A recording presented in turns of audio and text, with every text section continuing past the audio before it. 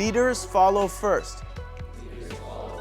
Leaders have to follow first, and I'm going to show you a formula in a second. And then from here, once you let go, you have an opportunity to neutralize. Sometimes people think yielding is passive. People think yielding is giving up. Yielding is just kind of folding. That's not what yielding is. Yielding is first letting go so you can neutralize. Neutralize means make the appropriate response that's necessary in that moment. That might be to go. That might be to back off. You see what I'm saying? That's neutralize. And we have to understand that it's a conscious choice that we make. It's only when we make conscious choices. If you take a look at success, it's defined as the sum total of conscious choices that you're making, where you're coming in and saying, time out, pause, taking a breath, relaxing, and then choosing. How many of your choices are made from that operating system? If they're made from that operating system, it's going to be different than a reactive gut operating system, even if you got to the same conclusion. Okay.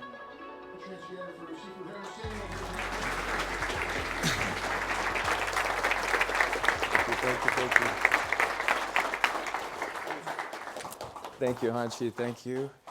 How's everybody doing today? Good? Well, I better not mess up after that, right? Okay. It's always a distinct honor for me to be here with Hanshi. I think as you all know, he draws you in, right? This martial arts lifestyle that we do, we give people so many different things and ways to deal with their problems in the world that we live in today. As I went on my journey, I wanted to find out what is it that makes masters of their craft great? What is it that makes leaders impact change and transformation in their organizations? And the thing that I discovered is that leaders and masters have an unshakable trust in themselves, but they also know how to relate appropriately to what is actually happening, what is actually transpiring. They can be right here, right now, in the moment. But the thing is, as you all know, as school owners, we're living in a very reactively tense society today, yes? Which is suffering from an energy crisis and a time crisis. So follow me here. How many of you feel that there's never enough time and there's never enough moments to be present at home and perform at work? Like we're running out of time or we're running out of energy to be present at home and perform at work. We get stuck in that. So when we get stuck in that, we're in a constant state of overwhelm, exhaustion, and distraction. This is the normal operating system that we see that's happening. So if that's the normal operating system that's happening, then how do people relate? They're relating from this emergency response system of constantly being in a fight, flight, freeze, or submit sympathetic nervous system response system, right? So how do we get to relate appropriately? So the question that I want you guys to ask yourselves and to think about and contemplate, all right, is how do I relate appropriately to blank under pressure?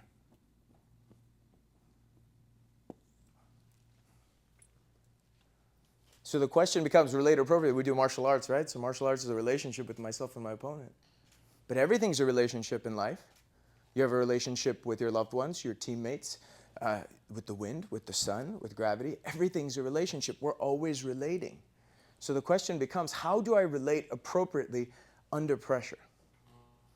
But to do this effectively, we have to first start to take a look at our blind side. We have to start to take a look at who is relating and who are you relating to.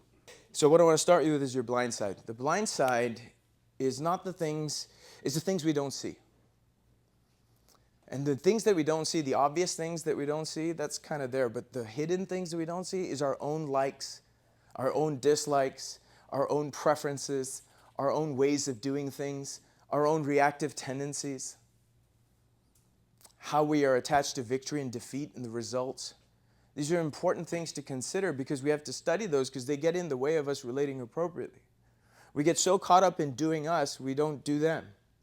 We get so caught up in looking at things our way because we're in an operating system of overwhelm, exhaustion, distraction, always going, that oftentimes we miss things. You see, it's the things that you don't see, those are the things that get you killed on a battlefield. It's the things that you don't see. Those are the things that make you make a mistake in a business deal. It's the things that you don't see. Those are the things that make you miscommunicate in relationships. Now, we've all heard the saying, hindsight is 20/20. We've all heard that, right? But what is hindsight really? You look back at time and you look back and like, oh my goodness, when I made this decision, I wish I had seen option A and option C over here, but I chose B in the middle. Now, option A and option C weren't something that you could not fathom. They were very obvious. You just didn't see them at that time. So it's not the decisions that we want back. We want back the moment before we made the choice. If we can switch our operating system to one of pausing and one of being present and of one of slowing down, expanding our awareness, now we can have, instead of a hindsight engine, access to a conscious foresight engine. Does that make sense? It makes you save you a lot of time and a lot of energy in the things that we do.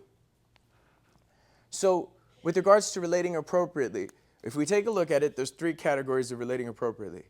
You have your opponents. That's anybody who opposes you. Okay? You have your teams.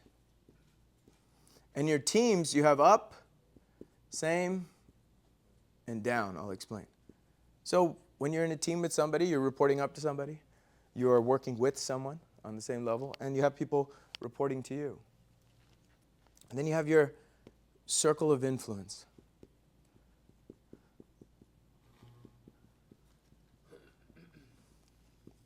So that's your family, spouse, kids, parents, and your friends. Now, these are the majority of the interactions you have in a simple category of the type of people that you relate with me? Okay, so check this out. What I want you to do is, under pressure, this is the key question. Under pressure, what happens?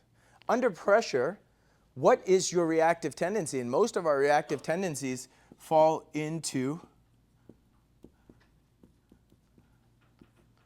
fight, flight, freeze, and submit. So we have to study our own tendencies. We have to study how we do things, how we like to do things, and what are our patterns, because those patterns reveal to us what our operating conditions are and how we make our choices. As Einstein said, if you think about it, if you keep doing the same thing, expect a different result, it's the definition of insanity. So you have to fundamentally change the way we operate by seeing how is it that we end up, what are the patterns with our opponents under pressure, with when we're working with teams up, same, down, in our homes, and what is it? So I want you to do a mental exercise with me right here at this moment, and I want you to pick in a fight, when somebody puts pressure on you, which one is it? Nod your head when you've got one. It's only when we can understand our patterning can we start to do something outside of that pattern. But if you notice that majority of fight, flight, freeze, submit, these are the options that we choose. And we want to find something outside of those options that gives us a better opportunity. You guys with me? Okay, so let me share what that operating system looks like. And this is what I've discovered is the difference of what masters do. Okay, they don't get caught up in this cycle because most of interactions with people are people's reactive tendencies to other people's reactive tendencies, and that's most interactions. That wastes a lot of energy and wastes a lot of time. That's why we can never catch up on those things.